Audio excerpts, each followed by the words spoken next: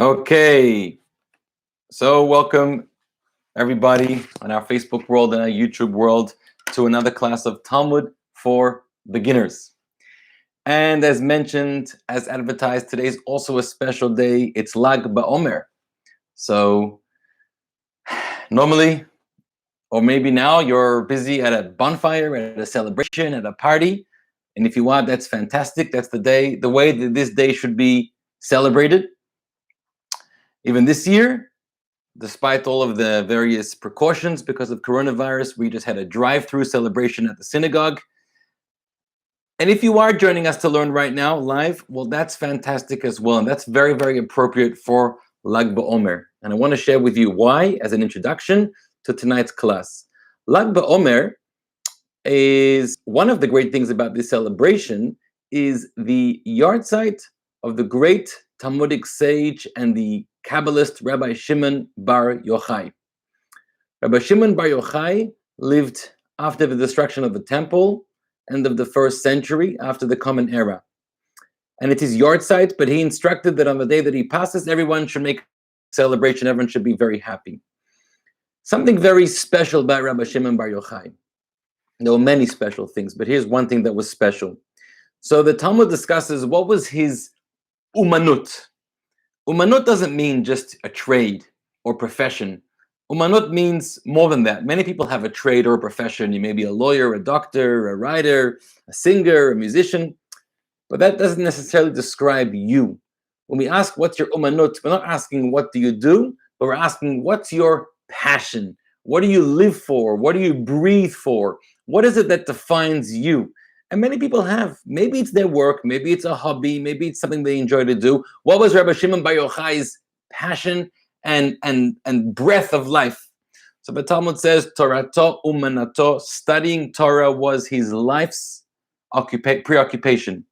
Meaning, and this is something unique, he didn't just study Torah like you and I study Torah, maybe for a little longer, a little shorter, more time of the day, less time of the day, more often, less often. Rabbi Shimon bar Yochai studied Torah all the time, an entire day, all day and all night, unless he had to sleep a little, eat a little, but other than that, he literally studied Torah. That was his love, that was his passion, that was his devotion.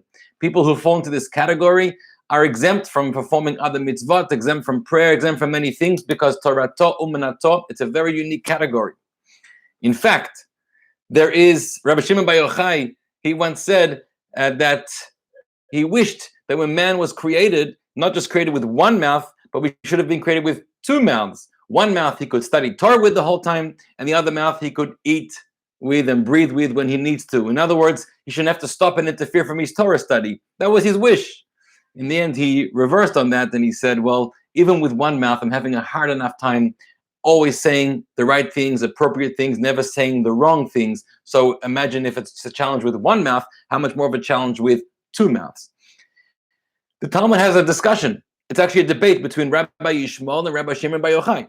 Rabbi Shmuel says, although studying Torah is very, very, but you cannot forget about minhag derech eretz, about living the way of the world, about having a job, having an occupation, providing for your family. So you study Torah when you can, but you also have to go out to the world and do what you need to do. Rabbi Shimon bar Yochai says, no, you devote yourself to Torah study a whole day. And if you do that properly and devoutly, then God will take care of all your needs. Sounds like a good option.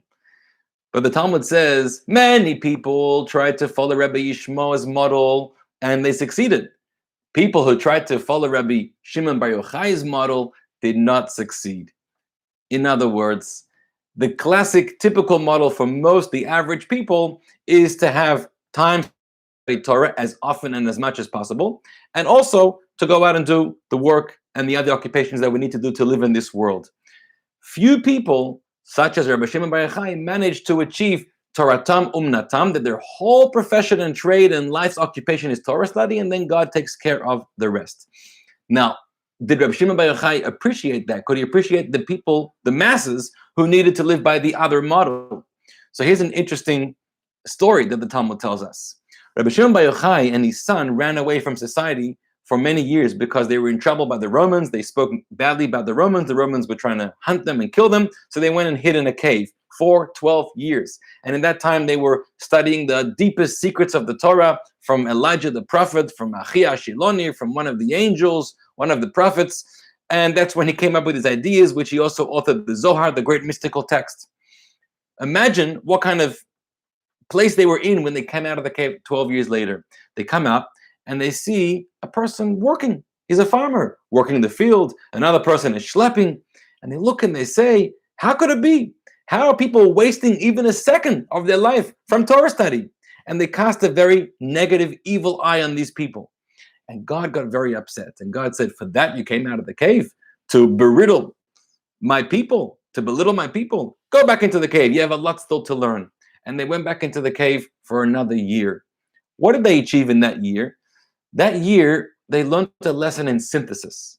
Meaning, of course, we aspire to live a life of Torah study, which is a life of constant pursuit of higher aspirations, connecting in a soulful, deep, powerful way to God and the Torah. At the same time, to recognize that that too can be expressed and that too can be achieved in the very mundane activities of life. That is the important secret. And so a year later, when they came out of the cave, Rabbi Shimon Bar Yochai, he sees a person running and hustling on the street, and he's carrying 2 bunches of myrtle branches. And he asks him, what are you doing? He says, I'm bringing flowers for my wife for Shabbat. You know, you're running down the street before Shabbat to bring flowers to your wife, and you should do that every single week. Well, he was running with myrtle branches. Rabbi Shimon Bar Yochai said, and why 2 branches? Why 2 bunches? You can't have one for your wife? So he said, one is for Zachor and one is for Shamor. These are the 2 commands that it says about Shabbat, to remember the Shabbat and to guard and observe the Shabbat. So symbolically, to remember these 2 commands of the Torah. So he's bringing 2 branches. That's why we light 2 candles, by the way, at least 2 candles for Shabbat, for Zachor and Shamor. When Shimon Bar Yochai heard this, he said, wow, look at your people, dear God. Even when they're just doing a nice gesture to their wife, buying flowers, they're thinking about how to connect that with a life of Torah, connect that with the theme of the Shabbat. And he realized that even in a simple gesture, it's possible to experience God and to live by the Torah. And that changed his whole world. And Rabbi Shimon Bar Yochai becomes a great defender and a great empathizer of people. And we'll maybe have a chance later in the class to learn more about that. So he's a great hero, and therefore to study Torah on the day of his passing is certainly an amazing thing, which we're going to do right now. Now, of course, none of us can study Torah a whole day, and we have other parts of our lives we have to attend to, our work and our families and our other occupations, and some leisure and some other time for ourselves. But it's important, one lesson to take away from this is to spend as much time as possible to study Torah. And when we study Torah, it has to be in a way of kviyut, a fixture, not only a fixture in time in our calendar. If you'd allocate an hour a week, half an hour a week, 10 minutes a day, stick to it. It's like a meeting with God. You wouldn't ever neglect, come late, or skip or push off a meeting with a very big investor or a very big deal. You never push off a meeting with God. But also a kviyut b'nefesh. It should be a fixture in your soul. When you're learning, nothing else. Just like if you're in a meeting with somebody or you're spending time with your child, there's no phone, there's no food, there's no calls, there's no other distractions. When you're studying Torah, if it's for 5 minutes, for half an hour, for an hour, that's all you're doing, to be able to focus and immerse in that way. Today we have a challenge to be able to be so immersed in the things that we're doing. We're distracted, we're multitasking, we're doing so many things. Can we keep our minds so alert and so open and so focused on what we're doing? It's a challenge we're having at work and in the family and relationships across the board. It's a challenge we're having in Torah study also. But it's very enriching and it's a very powerful experience to be able to put all of yourself into the Torah that you're studying. And when you do that, the time is so qualitative and you can achieve and gain much more. So on that note, and after that introduction, and in the spirit of the great Rabbi Shimon Bar Yochai, let's get to our Talmud study. You can download the links on YouTube in the description or on Facebook. And we have the text that we're going to be studying from today. Shabbat in the Talmud, page 88b.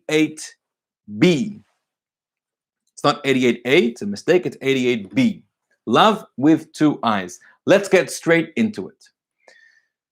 I am muted. Who said I'm muted? Sorry, 1 second. That shouldn't be. Am I still muted?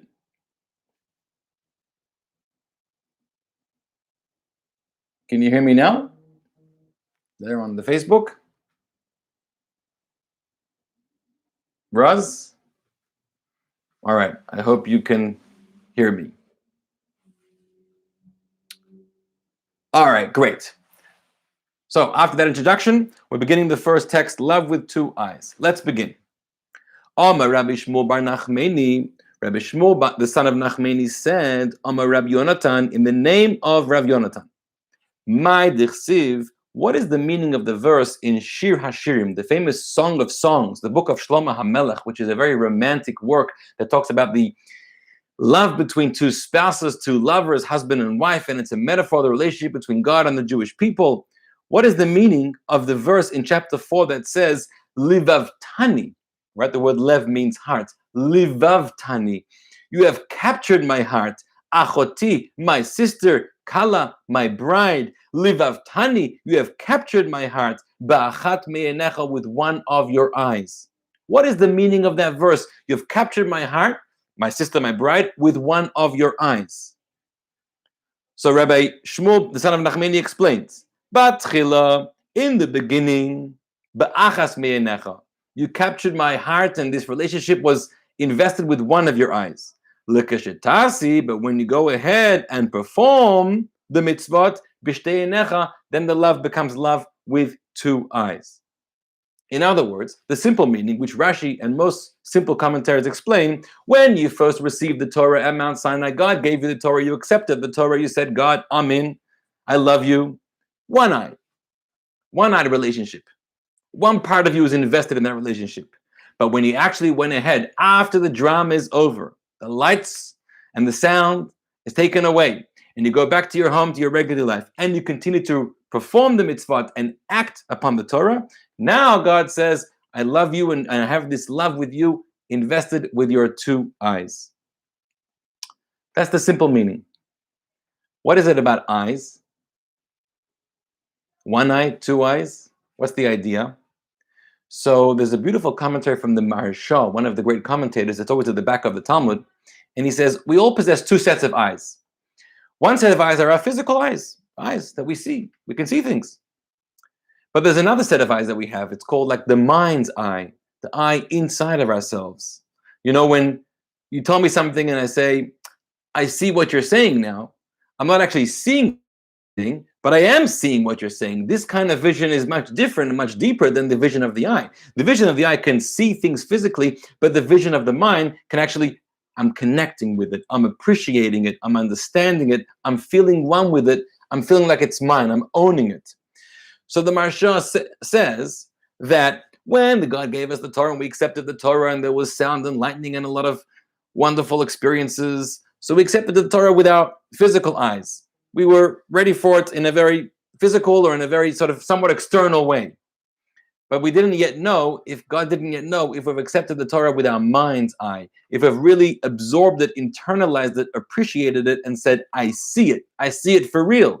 Only later, when the Jews prove themselves and they go ahead and they perform the Torah and they enact the Torah in their lives, then the love is with two eyes, not just your physical eyes, but also with your mind's eye, also with your mind, your heart, and your soul. With your inner being is also deeply connected with the Torah. This idea of one eye and two eyes is very interesting. If you think scientifically, we know human beings, we have two eyes. We have what's called stereo vision. And this stereo vision, we sometimes take it for granted, but we shouldn't. People who can only see out of one eye don't take this for granted, is that each eye is seeing a separate image, and there's an overlap between the two eyes, and the left eye can see much further on the periphery of the left side, and the right eye further on the periphery on the right side, and then these two eyes work together with your brain to be able to create this enormous, very wide view picture of things. Whereas if you have only one eye, you're much more limited. You can only see the extent that one eye can see, and it doesn't see on the periphery on the other side. So this stereo vision gives us an enormous, beautiful view of things in front of us, things that we don't always pay attention, that we're even seeing, things in the corner of our eye that we say we're seeing it, our eyes are seeing it, we may not just be processing it. Other animals, for example, who have only eyes on either side, they don't have stereo vision because they're getting a very two different pictures from each eye, and they're not getting this one cohesive, wide view vision. Another thing that two eyes can achieve is that you can see and judge depth much better. It's much harder or almost impossible to be able to judge depth when you have one eye. Make this experiment for yourself. Cover one eye, and when you've covered one eye, reach out your hand to grab something, something a little far from you, a cup, your keys, a pen, whatever, the paper. You'll notice it's much harder.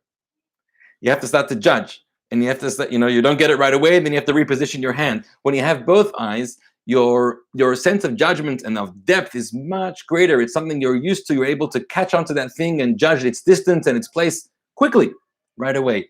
So there's another level of depth that we have when we have two eyes. Another thing, apparently, is that with one eye, you cannot see 3D vision. People with one eye can't watch 3D films. So that's another level of depth, that you can see three-dimensional with your two eyes. So this metaphor of one eye versus two eyes is a beautiful idea, in that originally a relationship can be on one eye or two eye levels. One eye means I have a relationship, but it's a limited relationship. It's more of a narrow relationship. It's more of a partial relationship. I'm in, but I'm in with 1 foot. I'm getting 1 foot wet, but I'm not entirely in. Versus a two-eyed relationship is I'm in. I'm into the greatest depth. I see all the way through, and I've thrown myself in to the deep end. That's a two-eyed relationship. So that the breadth of that vision and the depth of that vision is far greater than with one eye. And God is saying, only prove themselves did he recognize that love was now a two-eyed relationship. An interesting anecdote.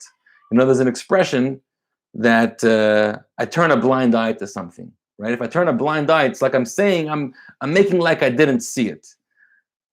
Which you should never do, by the way. Right? The Torah says that, when someone is struggling on the street and you're supposed to help them and carry their bags for them, help them cross the road, and you want to evade, you want to pretend you didn't see it, that's a very big sin. You should never turn the blind eye to the things that you're supposed to see. Things that you're not supposed to see, always turn a blind eye.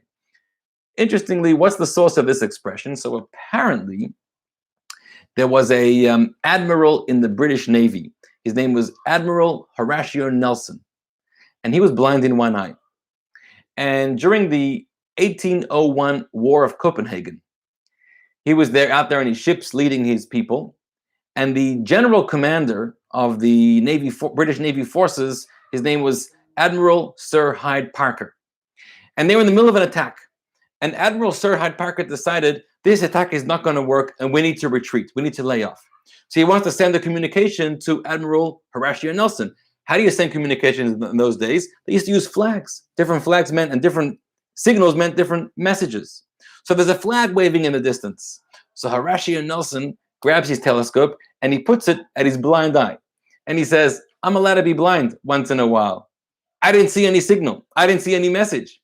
And he continues to command his ship and the other ones he was commanding to continue the attack.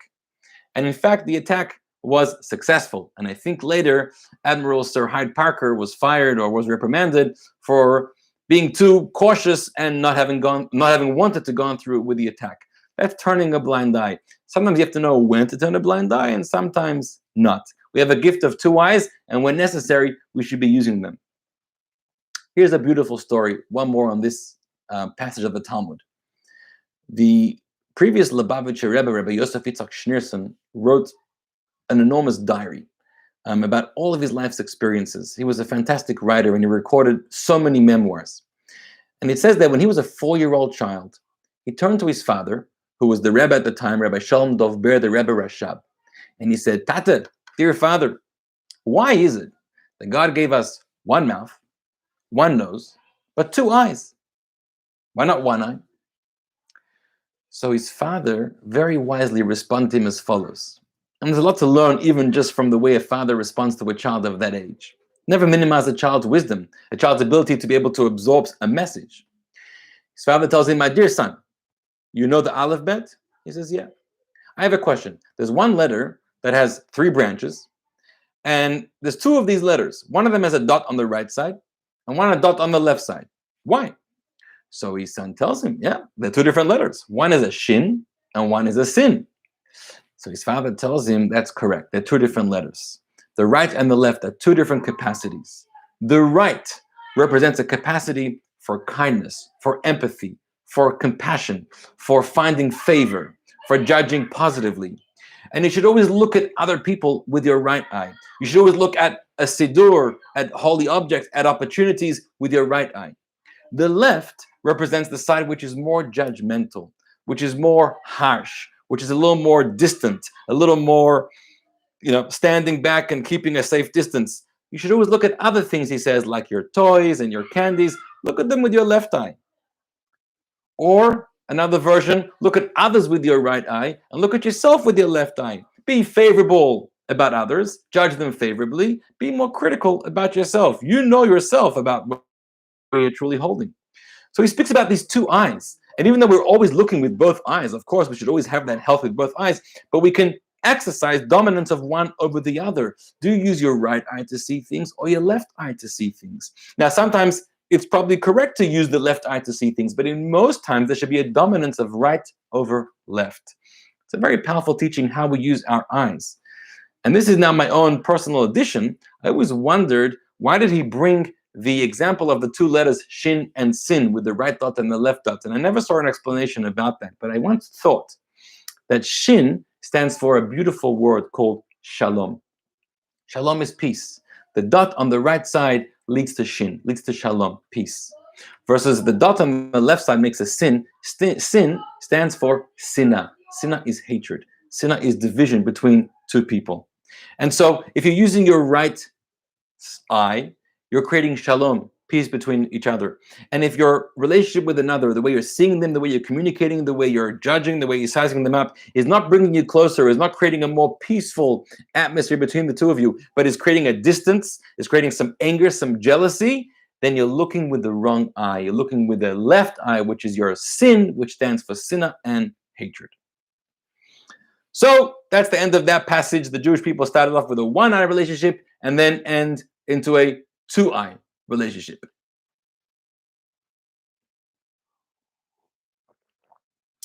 Let's continue the next passage. Omar Ullah. Ullah, a great sage from the 3rd century in Babylon, says something very powerful and a little scary. Well, Omar Ullah says, Aluva kala, the bride should be ashamed. Insolent is the bride. Mezane b'toy chupasa, who is promiscuous even inside and under her wedding canopy. Imagine anytime a spouse is not faithful to their other spouse and they cheat. That's always something to be ashamed of. But imagine if it's 20 years down the line in the relationship. Now, it's never right. It's always wrong. It's never justified. It's not okay. However, you could imagine that if it happens, chas v'shalom, God forbid, you could say, well, there's a story that led up to this. There's experiences. There's all kinds of things going through that person's mind. It's wrong, it's wrong, it's wrong. But there could be a story that led the person there. But imagine you're under the wedding canopy. You're under the chuppah. You've just gotten married. You've just united with each other for the first time. And under that chuppah, you go ahead and divert your attention and your love to someone else other than your spouse. What happened over here? How disgraceful.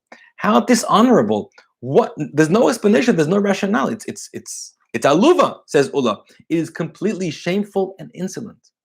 So Ullah is saying, for that period of 40 days, when Moses went up the mountain, and for 40 days he was studying the whole Torah, and then he's supposed to come down and give us the 2 tablets, the 10 commandments. And during those first 40 days, the Jewish people turned their backs on God. They betray God and worship a golden calf instead of God. Ullah says that's akin, that's like a bride who is promiscuous under her wedding canopy. The silver lining of this teaching is the way that Ullah describes the relationship between God and the Jewish people. How do we think about the relationship between God and us? And there are many metaphors that are rooted in scripture. We talk about, even on the high holidays, for example. So we sing to Avinu Malkeinu, our Father, our King. We call God a father, so we're children. We call God a king, so we're his subjects. And there are many other metaphors. Here there's a metaphor not for father, not for king, but for spouse. 2 spouses, God and us are two lovers with each other. Now, Ullah is not originating this. As I mentioned earlier, it already comes from Shir HaShirim, from Shlomo HaMelech, and even earlier. In the verse we said before, achoti kala, my sister, my bride. But I want to focus on this for a moment because typically, I think this is something that's overlooked too much, unfortunately. We're often focusing on the king-subject relationship that we have with God, the kind of obedience, the kind of respect, the kind of awe we have to God, to the Word of God. Sometimes we're focusing also on the parent-child relationship. So we turn to God to help us, like a child turns to a parent to save us, to have compassion on us. But there's something even greater about the relationship between two lovers. Parent and child are biologically related, two lovers are not. And yet two lovers that are not related to each other, but they come together, they create a union that no other relationship can create. As the Torah says, "V'hayu lebasar echad," they become one flesh. They have moments of connection, moments of intimacy that no other relationship can ever have or should ever have. And so we have to recognize that besides being our king, besides being a father, besides being a parent or whatever it is, he's also a spouse. He's a lover. We have a relationship with God that we have moments of intimacy, moments of oneness, the way one spouse cares about the other, the way one spouse loves the other, the way one spouse is infatuated by the other, the way one spouse can never forget about the other, the way one spouse will forgive the other and will help and will be there to support the other. That is the relationship that God has with the people. Which is why all of a sudden God is getting all angry, says Ulla, because I've joined this relationship with you, and all of a sudden under the wedding canopy, you're going and being promiscuous with somebody else. That is the way Ulla describes what happened at the sin of the golden calf. Amar Rav Mari says, Bera, Devash Shmuel. Who's Rav Mari? He's the son of the daughter of Shmuel. Let's pause for a moment. This is very interesting. Normally we refer to sages, them, the son of their father, like we had before. Shmuel, the son of Nachmani. Here it says, Rav Mari was the son of the daughter of Shmuel. It's talking about his mother, not his father. Who was his mother? Her name was Rachel. Doesn't even say her name. Rachel, she was the daughter of Shmuel. Why is it referring to Mari by his grandfather, by Shmuel? So the story behind this, which is interesting, is that Shmuel was a great sage. Shmuel was a 2nd century sage in Bavel, in Babylon. Once, very sadly, Shmuel's children were all captured and taken into captivity. And one of his daughters, Rachel, she was taken by a Babylonian soldier, and he married her, he raped her, he impregnated her, and she had a child. And this child is Rav Mari. So already a lot of question marks about Rav Mari's father. Now the Talmud says that the father's name ended up being Isur Guria, Isur the convert. And we're told that this Babylonian soldier eventually, I guess, had remorse for what he did or fell in love with Rachel, and he made up and he converted and he became one with her, and they married each other. And he was a convert, and the Talmud says that there was no question about Rav Mari's lineage. But that is a sticky episode, so the Talmud does not pay any reference to the father, but talks about the mother, Rachel, the daughter of Shmuel. Also because Shmuel was a noble family, so to refer to someone as their yichus, as someone they come from this family, maybe carries more weight if they're expressing their opinion. What did Rav Mari say? What did Rav Mari say? So he says, Mikra. He's responding to Ulla's statement from before. Ulla said that the bride should be shameful for having committed that act under the chuppah. Mikra, is there a scripture, a verse in scripture to support this? So he quotes a verse from Shir HaShirim, also from the Song of Songs. He says that the husband says, Ad shehamelech b'mesiboy, whilst the king is still at his table, his romantic banquet with his loved one, with his wife, nirdei nosan recha. The bride, the wife, she has this, used to wear this interesting perfume. It was a kind of herb, which gave a wonderful fragrance. And that fragrance should be for her husband. But at the banquet table, she takes that fragrance that she has and she casts it off and gives it to somebody else. Nosan recha. She gives away that smell to somebody else, away from her husband. And the king is really upset about that. That's what the Shlomo HaMelech talks about in Shir HaShirim. And that idea of at the banquet table giving the love to someone else, and taking that fragrance away from the husband, from the king, says Rav Murray, is the scriptural source for what Ulla says, what happened at Mount Sinai when the Jews abandoned, betrayed God, and went to worship the golden calf. Now, this is a very shameful, harsh expression about the Jewish people, and it's hard for us to read about this. This is reading about our own history, right? We're a people, we don't hide our history. Our history is not only filled with victories and greatness, we have a lot of downfalls and a lot of failures in our own history. The Torah records and Jewish history records, we don't hide from it. We learn from it. We grow from it.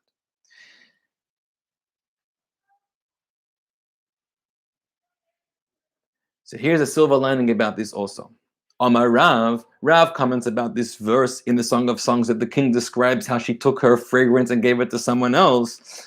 V'adayin chavivusahi. Even the way the verse describes the negligence and the fault of what she does, it still does so in a loving, kind, empathetic way. How so? Tichsiv nosan v'lo ksif hisriach. It could have said that she had this lovely fragrance about her, which the king was enjoying, and now that she's diverted her attention to someone else, it could have said that that fragrance now reeks. It became off. It became off-putting. It became completely despicable in the eyes of the king. Could have used that very harsh word. Instead, it doesn't say that the fragrance reeked to the king, but it says he recognized nosan recha. She gave her smell to someone else. Meaning, therefore, Rav is pointing out, her smell is still fragrant. She still has a beautiful smell. She's still a beautiful person. She's still somebody that the king would love to be married to. She's right now having a failure. She's right now having a downfall. And she's being seized by a terrible lust and a terrible distraction. And she's given over that smell and that fragrance to somebody else. But the king says that smell is still sweet. And I'll always welcome that smell back. I'll always welcome you back, says the king. In other words, the metaphor is saying that even though God is angry with us and disappointed with what we're doing, God is saying, I'll never leave you. I am infinitely patient. I'll always be available to you. When you'll pick up your socks, when you'll get back to your senses, when you'll recognize what you've done wrong, and you're ready to turn back to me, my chamber is always open for you. I know how sweet your fragrance is. I know how beautiful you are. I know how much the quality you have, that I want to be one with you, and I'm always ready to take you back. Okay, so that is the teaching about Ulla and the different explanations about that, about what happened at the sin of the golden calf. Here's the Talmud does something interesting, and I want to make this introduction before we learn the next paragraph. What's very enjoyable about Talmud study, for some people it's a challenge, is that we can be focused on one thing, and then because you mentioned the word, or because you mentioned the name, or because you mentioned the subject, all of a sudden the Talmud gets distracted and goes off on a complete different tangent because that was a trigger. A trigger to say something else about that person or something else about that subject, completely unrelated to the topic.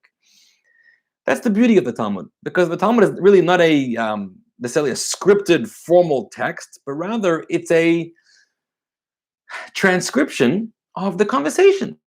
The conversation they had, they were focusing on a particular topic, but then they got off topic and they spoke about something else. Think about your own conversations. You ever tried to take a conversation for half an hour and say, how did we get here? Because this triggered that, and then that triggered that, and you go back to the beginning and you realize how colorful this conversation was, that different words and different topics triggered different things, and you covered so many. So that is what the Talmud does, which gives us a glimpse into the expanse of the ideas of the sages and what things they were thinking about and things that triggered them and all the different teachings they had. It's a very rich thing, but you have to pay focus attention. So we mentioned the word aluvin. We mentioned how the Jewish people should be shameful. The bride is an insolent bride. That word aluvin triggered the rabbis. Now to give a comment about this. It's off topic, but it's a beautiful teaching. Listen carefully. Tana Rabbanan, the rabbis taught as follows. Aluvin, when somebody has been disgraced or insulted, ve'enon olvin, and they choose not to insult that person back. They remain quiet.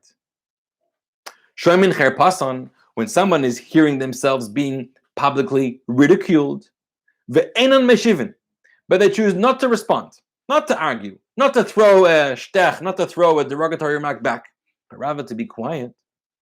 Oisin meyahava, those who perform their service out of love. Usmeichin biyisurim, and those who embrace and accept the pains and afflictions and sufferings from God with great joy and happiness. So those who get insulted but don't insult back. Here, get publicly ridiculed but don't publicly ridicule back. Those who are always engaged in the service out of love, and those who welcome pains with great joy. About those people, there's a verse in the book of Shoftim, the book of Judges, that says, "V'oyavav," those who love God, Ketseis Hashemesh Bigvarasai. Their reward is going to be like when the sun comes out with all its might. What does that mean? Let's break this down. First of all, to recognize what's being said over here, the power of being quiet and not responding when you're being put in an uncomfortable place. Okay, that is a very important trait that the sages talk about. And the reference here is to the sun. What's the background behind this story? So this story is taken from the passage that we know, it's called Shirat Devorah, the Song of Devorah. Devorah, the great prophetess, and she sings a song about the great victory that the Jewish people had in the war against the Canaanites. And particularly the battle was against the famous or infamous Sisera. Sisera was the general of the army of the king of Chazor. And the story goes that Sisera was taking a long time to return back. And so his mother is very proud of him, knowing that he's the famous, powerful, mighty Sisera. And everyone else was talking, what's taking so long to come back? Something happened to him? She said, no, nothing happened to him. He's probably won the victory against the Jews and he's busy collecting all the spoil and celebrating. He'll be back soon. But she was wrong. What really happened? There was a very heroic, courageous woman. Her name was Yael. You know the famous story. And Yael managed to dress herself up and to go behind enemy lines and to reach the tent of Sisera. And Sisera welcomed this beautiful woman into her tent. And she came equipped with very salty cheese and with wine. And she wined him and dined him, gave him the cheese, and then he was thirsty, and he was feeling sluggish, and she gave him wine, and then he was tired, and then he fell asleep. When he fell asleep, she took the peg from the tent, and she nailed it into his head. She killed him. She then cut off his head, put it into a bag, and she went back over the enemy lines back into her people, and she showed them the head of Sisera, which means that the general, the head of the army, the head has been cut off, and if the head is cut off, then the army has no chance. And they hung up the head, and the army, the Canaanites, recognized that their general was killed, and so they all ran away. And this was the downfall of Sisera, and the downfall of the army of the king of Chazor. And so Devorah is singing the song, and the Devorah says as follows. This is the whole verse. Ken yovdu kol ovecha Hashem. All the enemies of God will be destroyed. And then those who love God will be rewarded like the sun comes out with all its might and all its power. Vatishkot haaretz 40 shana, and then the land was quiet for 40 years. It was a major victory of the Jewish people. What is the idea of the sun? What's the metaphor here? There's an interesting episode that happened when God created the world. When God created the world, he created two luminaries, the Torah says. It was the sun and the moon. The moon was also a luminary. And they were both created the same size. Two large luminaries in the sky. The moon was unhappy about this. And the moon came to God and complained. And the moon said, God, it's impossible for two luminaries, two kings, two powerhouses to serve at the same time. You've got to choose one or the other. It can't be both of us. And so God said, great idea. You're right. And because you suggested this, I'm going to minimize you, and you're going to become a smaller luminary. And ever since then, the sun is the big one and the moon is the small one. Now think about the sun in this story. The sun was being ridiculed by the moon. The moon was coming along and saying, it's not me and him. And he was talking not nicely about the sun. The sun could have easily responded, reacted, as we would all react in a sort of instinctual way. No, you're the problem, not me's the problem. Right? Whenever we're getting blamed, we become defensive and they put the blame on somebody else. And the sun just kept quiet. And as the reward for keeping quiet, the sun ends up being the larger luminary, and the moon is the one that is diminished into a small luminary. What happens is when somebody is reaching out, cursing you and ridiculing you, Obviously, there's a problem going on with them, not with you. Okay? One of two things. Even if they're right, what they're saying about you is right. Number one, okay, it's good to hear. Don't get all defensive. If you're getting defensive, it means you don't know how to tolerate some kind of critique. And a critique is important. It's important. It helps you learn more about yourself and to improve yourself. So if they're right, number one, accept it. And number two, why are they saying it in that way? The public shaming and the public humiliation, they got a problem. And you can't really fix that problem. They need a lot of help. So the Rahmanas, the compassion is for them, not for you in a way. And if what they're saying is not right, then all the more. What are you reacting? What are you getting all, as we say in Yiddish, what are you getting all tzachapet? Let it go. Let it go. Like I tell my kids all the time, when a dog barks, you get all upset. Stop barking at me. You know who I am. Just let it go. It's a dog barking. If somebody's screaming at you that way, think about it like a dog barking. Or I tell my kids, sometimes a kid comes to complain to me. The other kid called them a name. Give an example. My brother, my sister, they called me a chicken nugget. That's a word we have in the family. And they got all upset and they're crying. How could they? So I asked them, tell me something. Are you a chicken nugget? They say no. So then they're wrong. They don't know anything about you. Or they're not talking about you. They're talking about somebody else. Let it go. That is the way the Torah says we should be. We should always not pay attention. We should never return that kind of insult back. Be the one who is, the Rambam, Maimonides writes, as a rule, a person should always be among the pursued and not among the pursuers, among the insulted and not among the insulting. And about this person, God says, you are my servant, Israel, in whom I will be glorified. And this is a very powerful idea that we have in the Mishnah. The Mishnah we studied last week in Pirkei Avot, the famous teaching of Ben Zoma. Ben Zoma said, Ezel Gibor, who is a strong person? So you may think the strong person is someone who can conquer and can defeat and express their power of others. He says, no. The strong person, the Jewish hero, is the person who can conquer their own Yetzer Hara, their own inclinations, who can control their emotions, control their impulses. And he quotes the verse from Proverbs, from Mishlei Shir Hashirim, who says, better the long patience than a hero, and someone who's in control of his spirit than the conqueror of a city. Nations of the world, most people, who do we glorify and respect? Who's the hero? Someone who is stronger than others, someone who can defeat others, someone who can be wealthier than others, the fastest swimmer, the greatest player, those are the heroes that we glorify. And the Torah, the Jewish tradition tells us that's not the real hero. The real hero is someone that no one will ever find out about it. But you in your own life, you had a challenge. Somebody was not nice to you. You want to have a gut reaction. You want to get angry, and you want to lash back at them. And you control yourself. You have this discipline to remain quiet, to control your thoughts. If you behave that way, you're a hero. You control the impulse, you're a bigger hero. That's harder to do than it is to conquer anybody else. Rabbi Soloveitchik once shared an amazing teaching. He said, I'll tell you who the true Jewish hero is. Sometimes you have a chatan and a kala, and a bride and a groom get married. And we try to schedule the wedding for a time when the bride can go to the mikveh, so she's pure, and then the husband and wife can have their relations that night and be together.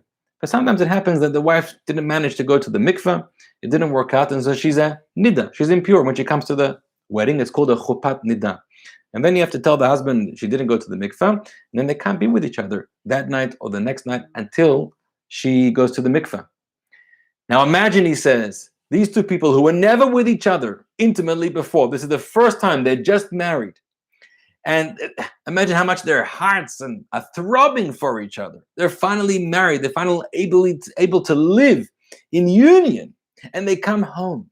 And they're all alone in one space, in a private space for the first time. Think about that. Think about the urge. Think about the desire, the passion. And yet they say, no, we're going to wait until the Torah allows us to do this. That person, says Rav Soloveitchik, they are heroes. They're heroes no one will ever know about. No one ever hears of that story, but they're the true heroes. On this note, I want to share with you one story before we go further. I heard this story a few weeks ago, and I I can't get over it. It's such a powerful story. A rabbi in Israel, the following story. A couple months ago, right before coronavirus hit this universe, there was a couple in Israel that had a baby in Jerusalem. And that Shabbat, they had a kiddush in the synagogue in honor of the new baby girl. And during the kiddush, the husband got up, he wanted to say a few words. He says, friends, let me tell you the story about this baby. My wife and I have been married for many, many years. We were unable to have children. We prayed, we saw doctors, we tried everything, nothing worked. Last summer, he says, which was about 10 months before this story, we were taking a trip together in Tzfat, in northern Israel.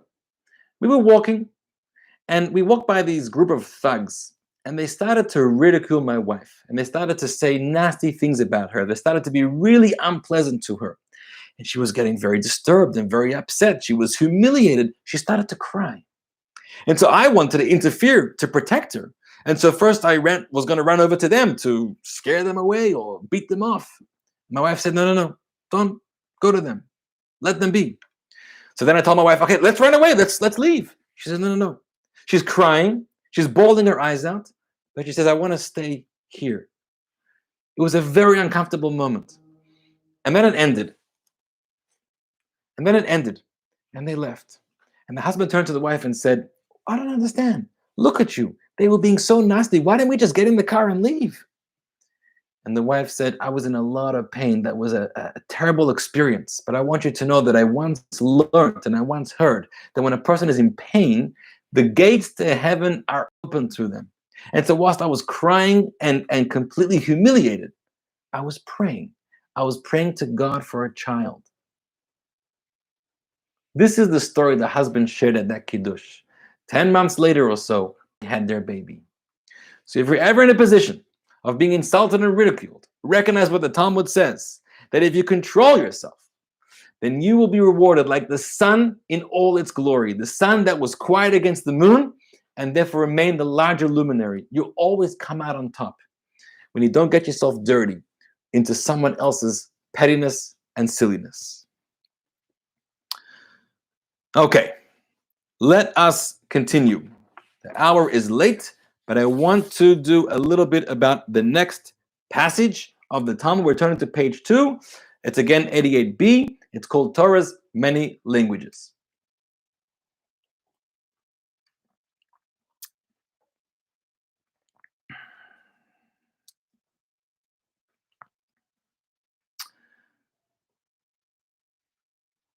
Maybe I'm going to leave this text for next week because once we start, we're never going to be able to end. All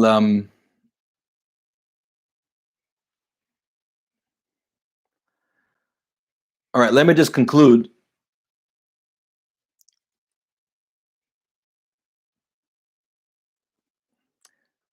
Let me conclude with the teaching of Rabbi Shimon Bar Yochai. I said I wanted to share something about him.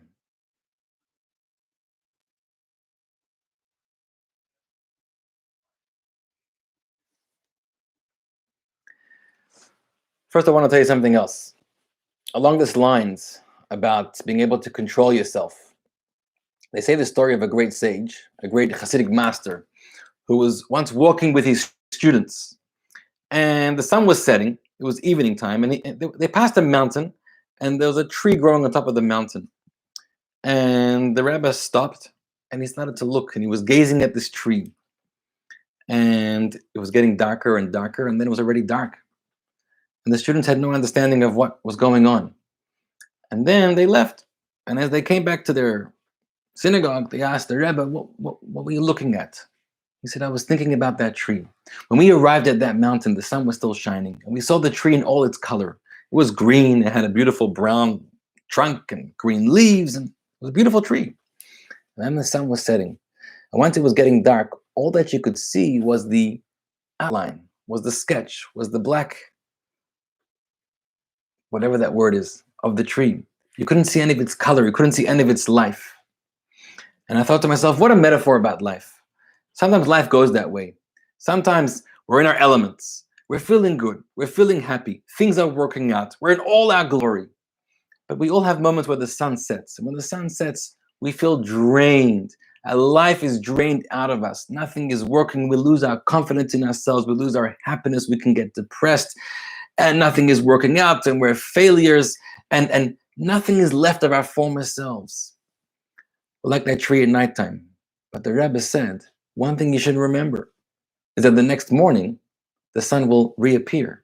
And when the sun reappears, the tree will get all of its color and all of its beauty back to itself. That's how life works. We too are the same thing. We have moments where the sun disappears, moments where things are dark, and moments where we lose our clarity, we lose our sense of vision. But to recognize the sun will always come back. And in fact, this is one of the meanings of this verse. It says, Ketzet hashemesh b'gvorato, when the sun goes out with all of its strength. Some commentators ask, it should say, Kavo hashemesh, when the sun comes, it comes all its strength. That should be the blessing for the person who is accepting the insults and accepting the shame and accepting the pain and the suffering from God with joy. But there's also a blessing with the sun that sets and that disappears, and it makes life feel like God has abandoned us and nothing is working out. Recognize that it'll come back tomorrow. It'll re-rise. And when it rises again, all of that former glory will come back to you. And to this idea of having joy and embracing suffering, we have this unique view about suffering we can't get into right now, but suffering is a certain treatment of God. God is doing something with you. He's not neglecting you. He's treating you in a certain way. There's an expression in the verse, those who God loves, he reprimands. So when we're suffering from something, it could be an illness, it could be a financial strain, whatever it is, recognize God is dealing with you in a certain way, not in a way that you understand, not in a way that you're comfortable with, but hang in there. The sun might look like it's setting, but it'll rise. And if you can control yourself and your disposition and hang in there, it'll come back and you'll recognize the blessings that Hashem has in store for you. There's a passage in the Zohar, the great book, Kabbalistic work that Rabbi Shimon Bar Yochai authored. It's on last week's Torah portion, Emor. And the Torah opens up and says, Hashem tells Moshe to tell the Kohanim, Emor el HaKohanim, say to the Kohanim, ve'amarta, and say to them. So there's always the famous questions. Number one, why the double expression, say and say, Emor ve'amarta? And the other question that Rabbi Shimon Bar Yochai says is, sometimes the word is daber, speak. Here it's Emor. Emor and daber are two very different words. Daber is when you speak harshly. Daber is when you speak strongly, boldly, aggressively, assertively. Emor is when you speak softly. Rabbi Shimon Bar Yochai says, God was telling Moshe, this communication you have with the Kohen should be Emor, which means belechisha, whisper it. The Kohen's service is one of whispering. Listen carefully. We don't always think about this. In the temple, the Kohanim worshipped and the Levites worshipped. The Levites' worship there's a lot of sound. They played music, they sang songs accompanying all the sacrifices. You heard the Levites. The Kohanim, you didn't hear. The Kohanim went about their duties quietly. They didn't wear shoes. They were barefoot on stone floor. They performed the sacrifices. They did what they had to do. They lit the menorah. There was no talking. Apparently there was no talking. It was complete. Their worship was in complete silence. The one time they spoke was when they gave the blessings every day to the Jewish people. But other than that, their whole worship was silence. To value, to recognize the power of silence. Sometimes we want to speak up and we want to be active and loud and be recognized. And sometimes that's important. It's true. But there's a very strong beauty with silence. Two people who can sit in each other's company and have quiet, and it's not awkward. That's a powerful sign of their relationship. Awkward silence means there's something going on, and unless we're able between us, which is not completely comfortable, so we have to escape that. We have to cover over that by saying something, talking about something, laughing about something. We have to find something in common to talk about. Could you sit with someone, be quiet, and just connect that way? It's a very powerful sign. The Kohen had to connect with God with silence. That's what Rabbi Shimon Bar Yochai says. And so really it's applicable for all of us to recognize that sometimes in a state of silence, in a state of maybe we don't know what we're doing sometimes, we're not sure what to do, we're not sure what's going on, we don't have big opinions and big plans. That too is a kind of worship. Sit in God's presence with silence, and it should not be awkward or uncomfortable. That's when you've attained the great connection that the Cohen had. We can all be that Cohen experience in our lives. So, friends, thank you for joining me in this study today. May the merit of the great Rabbi Shimon Bar Yochai stand in our place. Just like the plague that was killing all the students of Rabbi Akiva, 24,000 students ended in Lag BaOmer, that plague should end for us as well. All of us should be healthy. All of us should be happy. All of us should find our own voice. And your voice doesn't have to be loud. It may be a quiet voice, but it's your voice and it's your relationship with God. And you can connect with God not with one eye, but with two eyes. Embrace it, cherish it, keep studying Torah, and join us next week, Tuesday night, 8:30 p.m. Have a good night, my friends, and happy Lag BaOmer.